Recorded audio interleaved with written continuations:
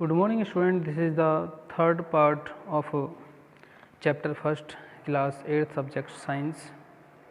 इस पार्ट में हम डिस्कस करेंगे types of manure.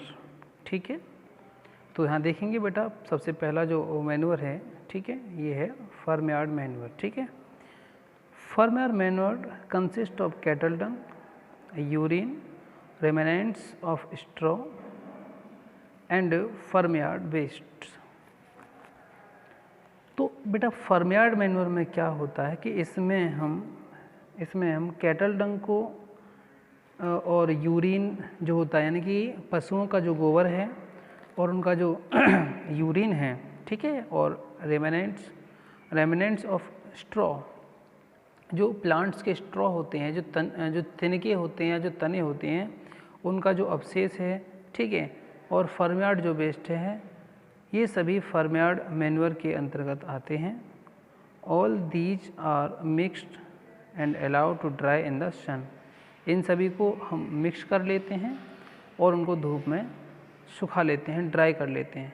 Subsequently it is used as manure, और परिणाम स्वरूप इसको हम मैन्योर के रूप में यूज कर लेते हैं। अब सेकंड देखेंगे compost. Compost is a manure obtained by decomposition of decaying plant and animal. ठीक है, कंपोस्ट क्या है? कंपोस्ट एक मैन्योर है वो भी, और इसको बेटा प्लांट या एनिमल के जो भी वेस्ट होते हैं, ठीक है, उसको डिकम्पोज्ड करके ये प्राप्त किए जाते हैं।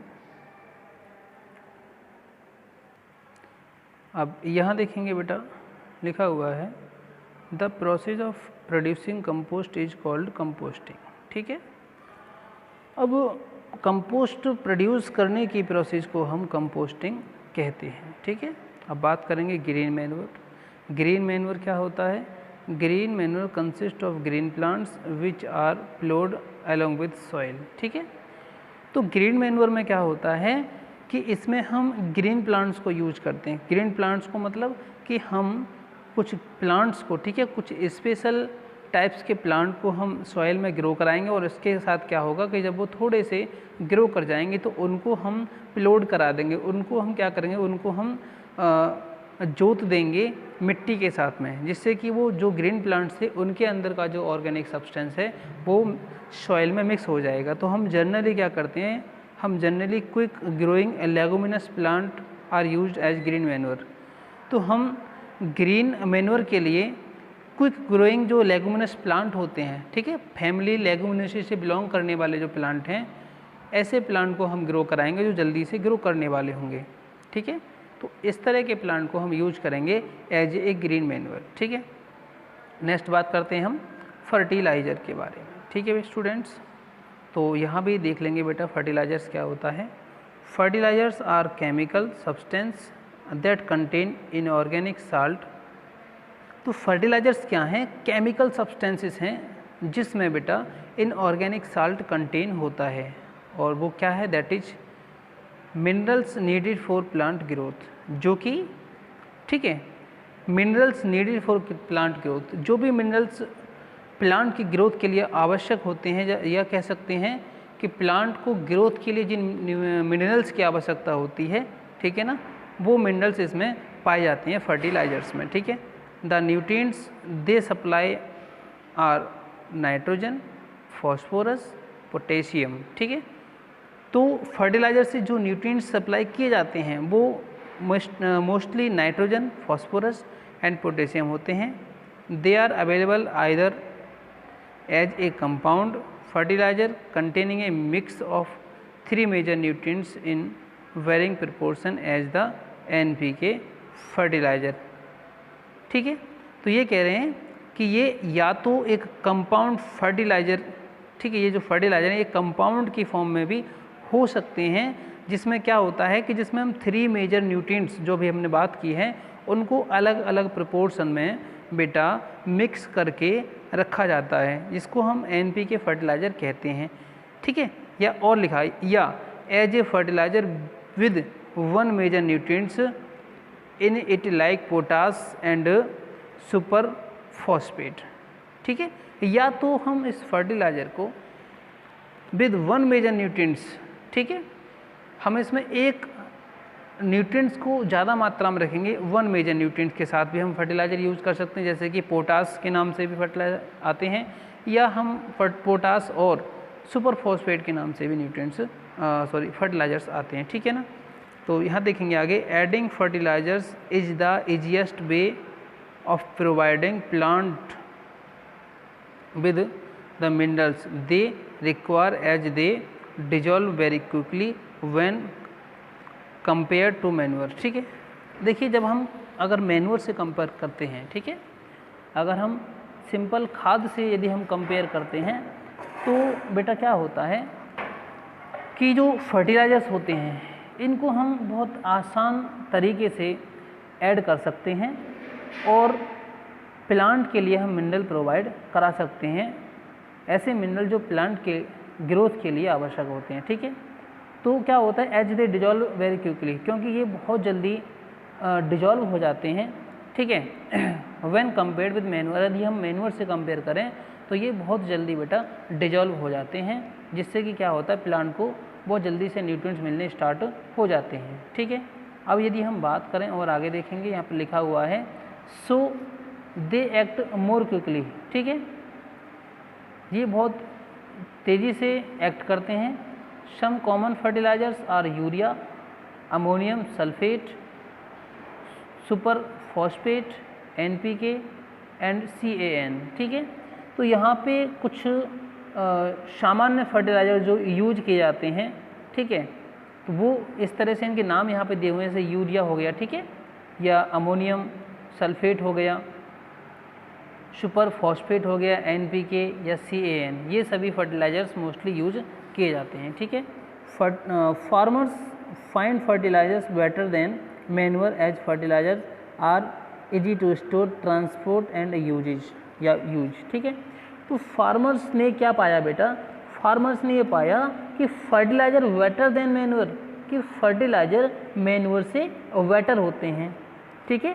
As fertilizer are easy to store, और किस तरीके से वो बेटर बताए गए हैं कि पहली बार तो बात यह है कि फर्टिलाइज़र को क्या कर सकते हैं, इजी टू स्टोर, इसको स्टोर करना बहुत आसान है, ट्रांसपोर्ट करना बहुत आसान है, ट्रांसपोर्ट करना यानी one place to another place हमको ले जाने तो बहुत इजी है, ठीक है।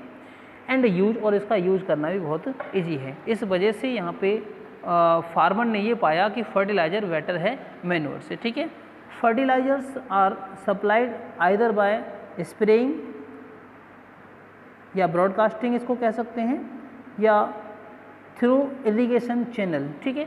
तो हम फर्टिलाइज़र को बेटा सप्लाइड कर सकते हैं, या तो हम स्प्रे या ब्रॉडकास्टिंग के थ्रू, ठीक है, सप्लाई कर सकते हैं खेतों में, या हम थ्रू इरिगेशन चैनल, जो इरिगेशन चैनल होते हैं, जो सिंचाई के लिए हम छोटे छोटे चैनल बनाते हैं, उसके थ्रू भी हम प्लांट्स के लिए फर्टिलाइज़र को बेटा सप्लाइड कर सकते हैं, ठीक है।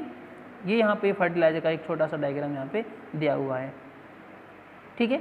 अब स्टूडेंट हम डिस्कस करेंगे difference between manure and fertiliser, ठीक है। फर्टिलाइज़र और मैन्योर में बेटा क्या डिफरेंस है, इस बात को हम समझेंगे यहाँ पे। तो यहाँ देखेंगे बेटा, मैन्योर में देखते हैं सबसे पहले, ठीक है। Manure is a natural substance, manure क्या है, एक नेचुरल सब्सटेंस है, formed from dead decaying organic matter and animal waste. जो किससे बना है, जो बना है बेटा डेड डिकेइंग ऑर्गेनिक मैटर, ठीक है, एंड एनिमल वेस्ट, जो एनिमल के वेस्ट होते हैं या जो मरे हुए या जो सड़े हुए, जो गले हुए जो ऑर्गेनिक मैटर होते हैं, उनसे मैन्योर प्राप्त किया जाता है, बनाया जाता है, ठीक है। ये एक नेचुरल सब्सटेंस होता है। यदि हम फर्टिलाइज़र की बात करें तो फर्टिलाइज़र आर साल्ट, फर्टिलाइजर्स क्या होते हैं, साल्ट होते हैं, या हम कह सकते हैं इनऑर्गेनिक कंपाउंड्स होते हैं, produced in factories from chemical, जो फैक्ट्री में केमिकल से प्रोड्यूस किए जाते हैं। कौन, फर्टिलाइजर्स। अब मैन्योर में सेकंड पॉइंट देखते हैं, मैन्योर कंटेन्स ऑर्गेनिक मैटर, ठीक है। मैन्योर में बेटा ऑर्गेनिक मैटर होता है जिसको हम ह्यूमस कहते हैं, इन लार्ज क्वांटिटी, बहुत लार्ज क्वांटिटी में। और fertilizers do not contain organic matter, fertilizer में बेटा ऑर्गेनिक मैटर नहीं होता। हमने ऑलरेडी कहा है ना यहाँ पे कि ये इसमें क्या होते हैं, इनऑर्गेनिक कंपाउंड होते हैं, तो ऑर्गेनिक मैटर तो होता नहीं है, इसमें ह्यूमस नहीं होता है, ठीक है।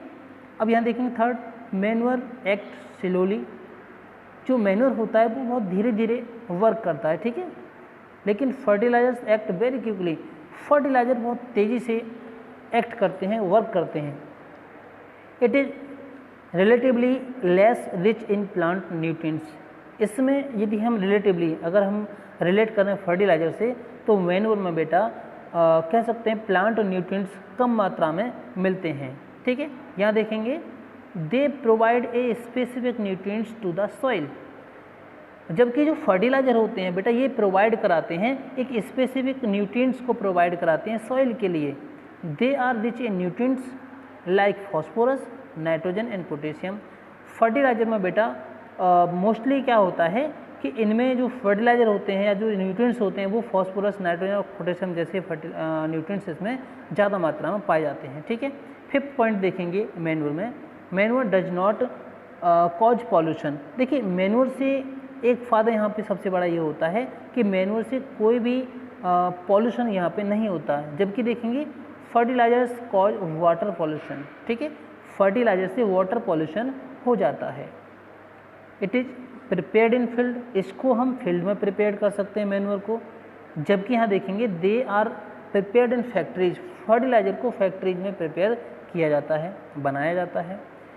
अब 7 पॉइंट देखते हैं मैन्योर में बेटा, manure provides humus to the soil, जो मैन्योर होता है वो सॉइल के लिए ह्यूमस प्रोवाइड कराता है, जबकि fertilizers do not provide any humus to the soil, जबकि फर्टिलाइजर बेटा किसी भी प्रकार का ह्यूमस सॉइल को प्रोवाइड नहीं कराता है, ठीक है, ये समझ में आ गया होगा।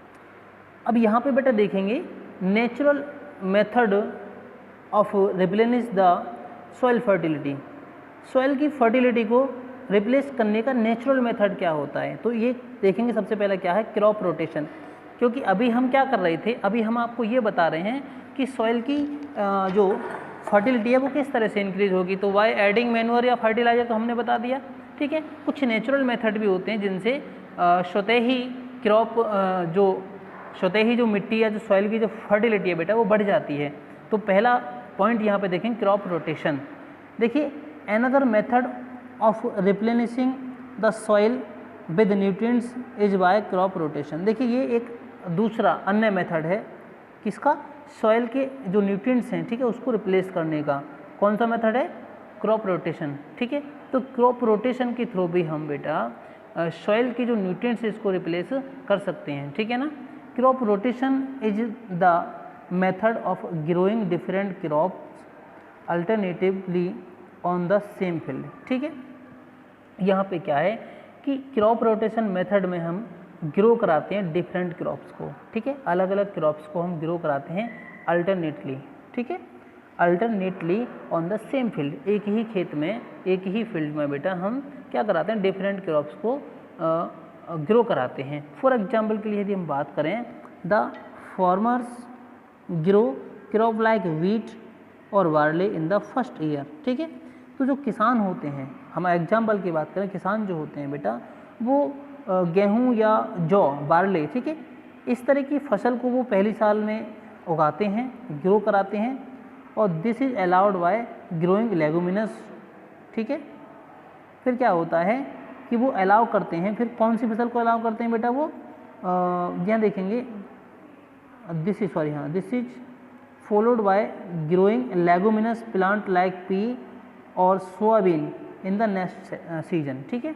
तो फिर क्या होगा कि पहले वर्ष उन्होंने वीट और बार्ले को ग्रो कराया, अब क्या होगा उसके बाद में, this is followed by growing leguminous, इसके बाद में वो लेगुमिनस प्लांट जैसे पी या सोयाबीन, ठीक है, मटर या सोयाबीन को वो नेक्स्ट सीजन में वो बेटा ग्रो कराएंगे। तो उससे क्या होगा कि leguminous plant help in the replenishment of soil with nitrogen. तो उससे क्या होता है कि जो लेगुमिनस प्लांट जो होते हैं बेटा वो सॉइल में, ठीक है, नाइट्रोजन को रिप्लेसमेंट कर देते हैं।